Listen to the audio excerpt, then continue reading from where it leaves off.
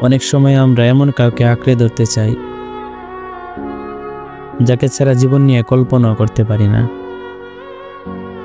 তাকে খুশি রাখার চেষ্টা করতে করতে আমরা নিজের সুখটাকেও বিসর্জন দিয়ে দিই। নিজের অস্তিত্ব, নিজের ইচ্ছা সবকিছু একসময় তার পেছনে বিলিয়ে দিই।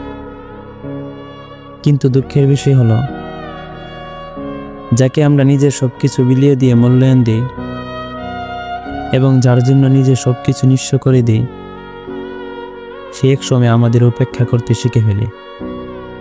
নিজেকে প্রমাণ করতে করতে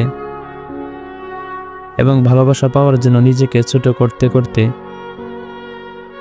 ধীরে ধীরে আমরা নিজেকে হারিয়ে ফেলি। এক সময় ভুলেই যাই আমরাও কারোর চেয়ে কম না। প্রতি মুহূর্তে নিজের ভালোবাসাকে সস্তা করে ফেলি,